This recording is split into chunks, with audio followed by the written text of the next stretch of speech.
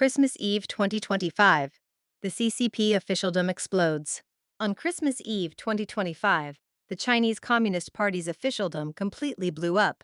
A senior female official in Tibet, Wang Jun, fell from power while still in office, becoming the 63rd tiger taken down this year. Guangzhou Party Secretary Guo Yongheng was suddenly removed from his post, once again labeled with the opaque phrase, assigned to another position. Even more bizarre, Cao Junzang, the acting commander of the People's Armed Police, vanished outright from a general's promotion ceremony, replaced on the spot by a lieutenant general. The sudden upheaval within the military police system has set off high-level alarm bells. With 63 centrally managed officials falling in a single year, a historical record, why does the CCP's anti-corruption campaign produce more corruption the harder it goes? Is this merely an end-of-year cleanup, or a full-scale power liquidation?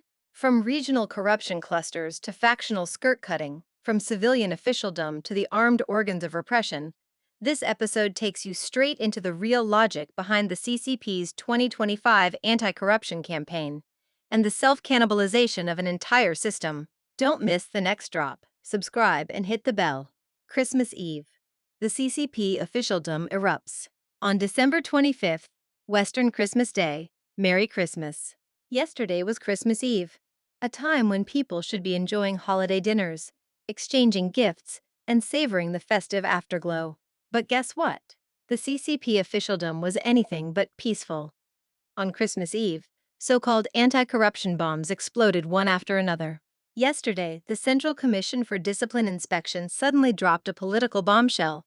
Wang Jun, vice chairwoman of the Standing Committee of the Tibet Autonomous Region People's Congress, was placed under investigation. This 61-year-old female official had spent 43 years in Tibet, rising from director of the Land and Resources Department and deputy secretary of the Discipline Inspection Commission, all the way to vice chair of the Regional People's Congress. Just last week, she was still leading national and regional deputies on an inspection tour in Nyingchi. Photos still online, smiling confidently for the cameras. Then, overnight, she was taken down while still in office, becoming the 63rd centrally managed tiger of 2025, shattering all historical records. Even more striking, she is the fourth female provincial or ministerial level official to fall this year. The previous three are well known: Wang Lixia, chairwoman of Inner Mongolia; Liu Hui, former party deputy secretary and chairwoman of Ningxia; and Ulan, vice chair of the Hunan People's Congress. All were once formidable power holders in the CCP system. And that was only one of yesterday's major shocks. Guangzhou and the military. Multiple explosions in one day. Another bombshell hit Guangzhou. Party Secretary Guo Yongheng was abruptly removed from office. This story deserves its own deep dive, which I'll get to shortly.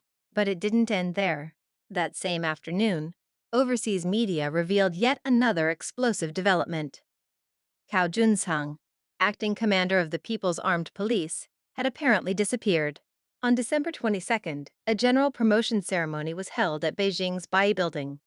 Under normal circumstances, Cao Junzang should have been front and center. Instead, he was nowhere to be seen. The PAP leadership position was filled instead by two lieutenant generals, Peng Jingtang, commander of the Hong Kong garrison, and Wang Hongbin, acting as stand-ins. What does this mean? Everyone understands perfectly well. Previously, PAP commander Wang Chunning was officially announced to have fallen, while political commissar Zhang Hongbing has been missing for over a year. Cao Junzang only took over as acting commander in July, and now he, too, has vanished. The top leadership of the armed police has effectively been wiped out in one sweep. And this all happened in one single day. 3 days earlier, on December 21st, Yin Jianye, vice chairman of the Jiangxi CPPCC, was also arrested while still in office. Christmas Eve, when people should be eating turkey and singing carols, turned into a nationwide chain reaction of political explosions, from frontier regions to the military, from female officials to top aides and inner circle confidants. This was no coincidence. This was the year-end final assault of the CCP's 2025 tiger hunting campaign. 63 tigers in 1 year. A record-breaking bloodbath. Let's zoom out. The Christmas Eve explosions were only the tip of the iceberg. The entirety of 2025 has been an unprecedented political earthquake within the CCP, A total of 63 centrally managed officials were taken down, surpassing last year's 58 and 2023's 45, setting an all-time record. Among them were 9 full ministerial-level officials, including Qi Zala, former Hubei Party Secretary Jiang Cheluang, Shaanxi Governor Jin Xiangjun, Yang Xiaowei, Guangxi Chairman Lan Tianlai, Bai Jingquan, Lu Hui, Wang Lixia, former CSRC Chairman Yi Huimin, each one a provincial boss or central ministerial heavyweight. Even more chilling, their official charges were nearly identical: loss of ideals and beliefs, deviation from original mission, collapse of integrity, abuse of public power, engaging in power for money transactions. In plain terms, no one actually believes in communism anymore. Office holding has become purely about cashing in. This is not simply corruption, it is a collective collapse of political loyalty at the top. Female provincial level tigers were also unusually numerous this year, 4 in total, an extremely rare phenomenon. Several were leaders of ethnic autonomous regions, sending shockwaves through China's borderlands. Most were arrested while still in office, with no warning and no breathing room. Ma Xingrui's network under siege. The removal of Guo Yongheng is not an isolated personnel change. It is part of a clear chain reaction, with one man at the center: Politburo member Ma Xingru. Ma, once a rising star of the aerospace military-industrial complex, climbed rapidly from China Aerospace Science and Technology Corporation to Shenzhen Party Secretary, Guangdong Governor, Xinjiang Party Secretary, and Politburo member. Then in July, he was abruptly removed from Xinjiang, again under the phrase assigned to another position. Months later, nothing. He has also been conspicuously absent from major high-level meetings. Rumors have exploded: military-industrial corruption, Guangdong-era issues, Xinjiang accounts, all catching up with him. Against this backdrop, Guo Yongheng, Ma's longtime chief aide, was removed. This is classic CCP playbook: cut off the limbs before taking down the head. Guo's entire career was tied to Ma Xingrui. Wherever Ma went, Guo followed and rose. Now Ma has vanished, and Guo is the first to fall. Independent commentators say Guo's career is effectively over, with his best outcome being a symbolic post in the People's Congress or CPPCC. Even more telling, former Shenzhen CPPCC Chairman Dai Beifeng, another Ma-era figure, was also placed under investigation on December 15. This is a systematic purge, not routine rotation. Military infighting. Everyone must pass inspection.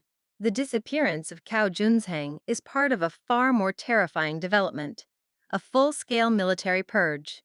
Across the army, navy, and armed police, the same pattern appears. Top generals vanish, replaced quietly by lieutenant generals acting as placeholders. This indicates a ruthless, everyone must pass inspection political screening, reportedly aimed at purging the residual influence of Miao Hua and He Weidong. The military, the CCP's ultimate tool of repression, is now itself in chaos. And when the blade begins cutting its own handle, the danger reaches its peak: anti-corruption as systemic self-destruction. What we are witnessing in 2025 is not an anti-corruption victory. It is systemic self-destruction. This high-pressure tiger hunting serves 3 purposes: manufacturing legitimacy, eliminating rivals, seizing assets to plug fiscal holes.